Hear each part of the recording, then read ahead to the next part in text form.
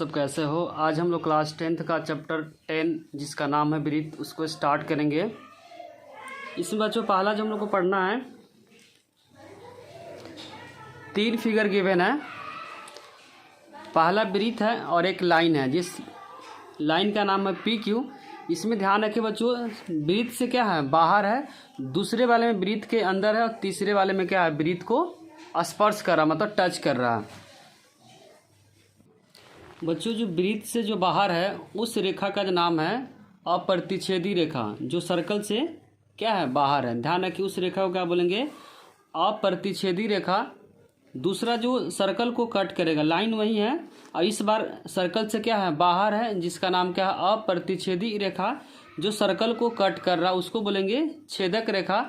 और जो सर्कल को टच करेगा, जो बहुत इंपॉर्टेंट है इस एक्सरसाइज में, सबसे इंपॉर्टेंट है बच्चों, जिसका नाम क्या है स्पर्श रेखा। स्पर्श रेखा ध्यान है, जिसको हम टेंजेंट बोलेंगे। स्पर्श रेखा क्या होता है, जो सर्कल को एक पॉइंट पे, एक बिंदु पर क्या करता है, टच करता है या कट करता है, इसको क्या बोलेंगे स्पर्श रेखा।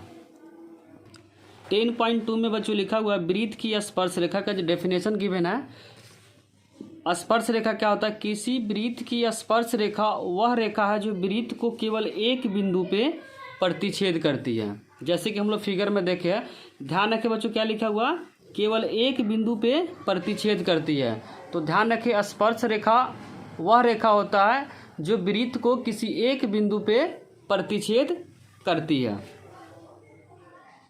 इसमें अगला इंपॉर्टेंट पॉइंट है बच्चों, ब्रीथ के एक बिंदु पर एक और केवल एक स्पर्श रेखा होती है। इसमें बोलना चाह रहा बच्चों, फिर से रिपीट करते हैं, ब्रीथ के एक बिंदु पर एक और केवल एक स्पर्श रेखा होती है। इसका मीनिंग बताते क्या बोलना चाह रहा है बच्चों। बोलना चाह रहा है, ऐसा फिगर में बच्चों दिया हुआ है, इसी फिगर की बात कर रहे हैं कि स्पर्श रेखा क्या होता है, ब्रीथ के किसी एक बिंदु पे स्पर्श करती है। अगर इस बिंदु पे स्पर्श करती है तो इस बिंदु से केवल एक ही स्पर्श रेखा हम लोग क्या कर सकते हैं, खींच सकते हैं। किसी पार्टिकुलर पॉइंट पे सिर्फ एक ही क्या कर सकते हैं, स्पर्श रेखा खींच सकते हैं।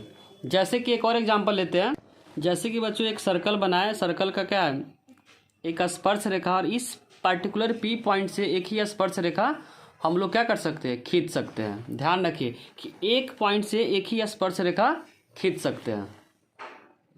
बच्चों जो XY लाइन है, ध्यान रखिए जो XY रेखा है इसको बोलेंगे स्पर्श रेखा।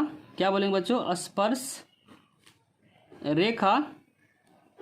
और जहाँ पे सर्कल को टच करता है या कट करता है या प्रतिच्छेद करता है, क्या बोले, जहाँ पे सर्कल को क्या करता है, प्रतिच्छेद करता है। जैसे बिंदु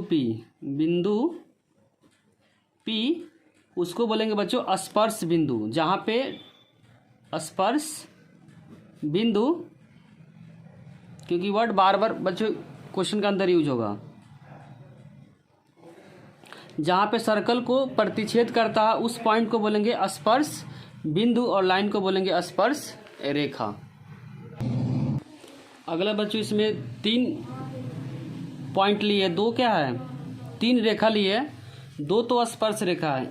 A और B क्या है, स्पर्श रेखा है, क्योंकि सर्कल को क्या कर रहा है एक जगह प्रतिच्छेद कर रहा है।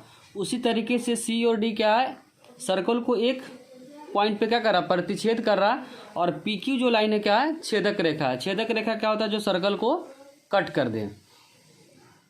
इसमें लिखा हुआ है कि छेदक रेखा क्या है बच्चों, PQ के समानांतर केवल 2 स्पर्श रेखाएं होती है। इसके समानांतर बच्चों 2 है, एक तो AB है और दूसरा क्या है CD है। तो ध्यान रखें कि छेदक रेखा के समानांतर 2 स्पर्श रेखाएं होती है, ओनली केवल 2। ध्यान रखें बच्चों, एक तो लेफ्ट की तरफ है, दूसरा क्या है राइट की तरफ है।